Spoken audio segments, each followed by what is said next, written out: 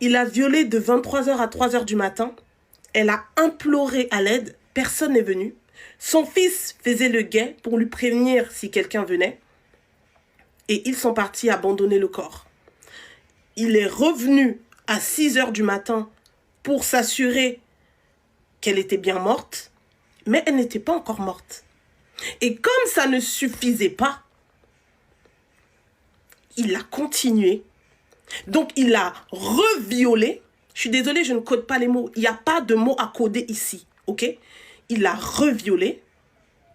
Et ensuite, il a assassiné. Aujourd'hui, ça ne va même pas être un débat, ça va être une claque. Divine Mbarga, elle avait 11 ans. Elle allait faire ses devoirs chez des gens de confiance. Enfin, c'est ce qu'on pensait. En réalité, elle est tombée sur un monstre. Et je suis très gentil dans mes propos parce que c'est un sombre fils de...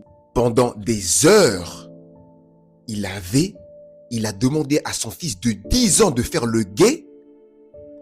Et comme si ça ne suffisait pas, comme la sœur l'a dit dans la vidéo, à 6 heures, lorsqu'il a voulu se débarrasser du corps, il l'a reviolé pour ensuite l'assassiner. Et vous espérez réellement que je vais être calme devant cette vidéo? C'est impossible. Et le pire dans tout ça, s'il y a un pire dans ça, c'est le fils qui fait le guet. Ça, franchement, ça m'a bouche bée. Pour ensuite partir à l'école, raconter ça à ses amis.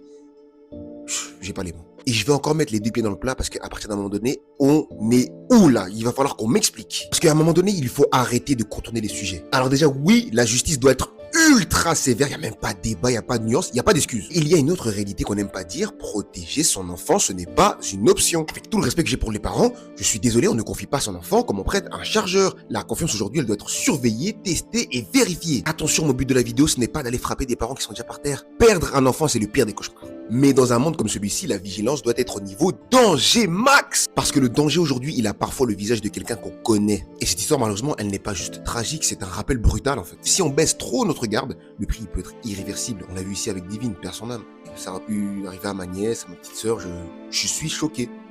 J'ai trop de questions qui me passent par la tête. Les parents qui se posaient pas de questions avant, ils n'avaient pas vu des signaux. Les voisins, putain de merde. Moi aussi j'éternue, c'est à peine si le voisin d'en bas il vient toquer. Enfin je sais pas, j'ai trop de questions qui me viennent à la tête.